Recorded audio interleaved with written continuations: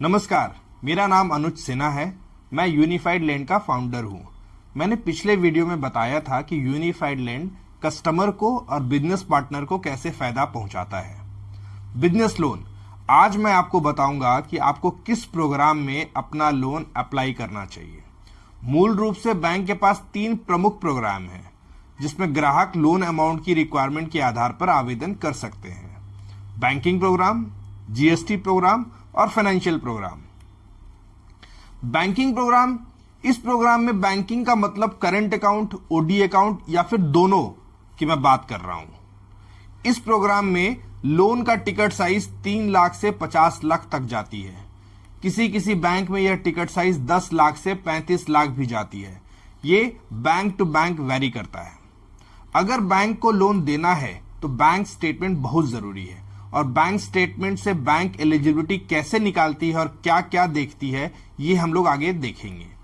जो भी आपकी कंपनी का टर्नओवर है उसका 70 से 80% बैंकिंग में होना चाहिए।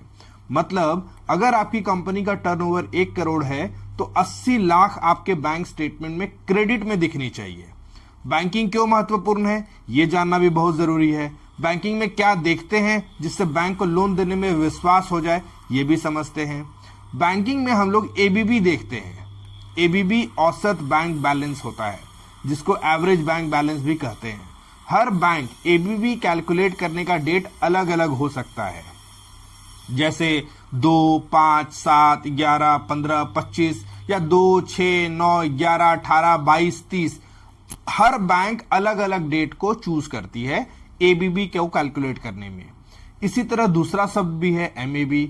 एमएबी होता है मासिक औसत बैलेंस, मतलब मंथली एवरेज बैलेंस। हर दिन के अंत का बैलेंस, मतलब 12 बजे रात्रि से पहले आपके खाते में जो भी बैलेंस है उसे ईओडी बैलेंस कहते हैं। मतलब दिन के अंत का बैलेंस। हर दिन के अंत का बैलेंस को जोड़ते उसे हम 30 दिनों या number of days in a month से हम डिवाइड कर देते हैं तो एमएबी निकल जाता है। हालांकि बैंक में लोन के लिए एमएबी का कोई मतलब नहीं होता, सिर्फ और सिर्फ एबीबी का इस्तेमाल होता है। तारीखें अलग अलग हो सकती हैं। बैंकिंग में और क्या देखते हैं, जैसे एबीबी मैंने आपको उसी समय बता दिया। Check return charges, non maintenance charges, banking में टर्नओवर क्रेडिट कितना दिख रहा है, EMI bouncing charges, EMI running कैसी है और उसकी स्टेटस कैसी है। बैंकिंग में बड़े क्रेडिट, मंथली क्रेडिट हो रहा है या नहीं, क्योंकि मंथली क्रेडिट भी बैंक टू बैंक वेरी करता है। कोई बैंक बोलता है कम से कम 3 बिजनेस क्रेडिट होना चाहिए, कोई बैंक बोलता है कम से कम 1 बिजनेस क्रेडिट होना चाहिए, और अगर नहीं है तो डेविएशन रेज होगा। डेविएशन मतलब किसी सीनियर के पास अप्रूवल के लिए जाएगा।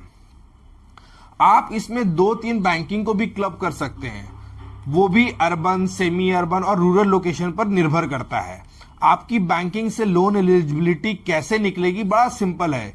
जितना एबीबी आ रहा है उसमें आपकी मंथली ऑब्लिगेशन को माइनस कर देंगे और उसको 2 या 3 से डिवाइड कर देंगे।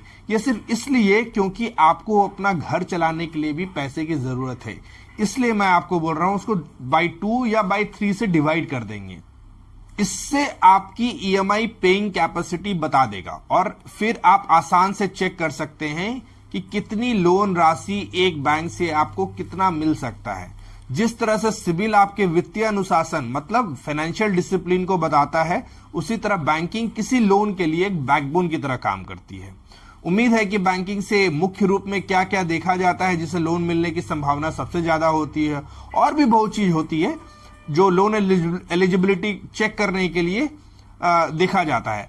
आशा है कि आपको बैंक स्टेटमेंट समझ में आ जाएगा और क्या क्या देखना है फ्यूचर में ये भी समझ में आ गया होगा। देखिए, healthy banking will always be first preferable for bank to give you a loan.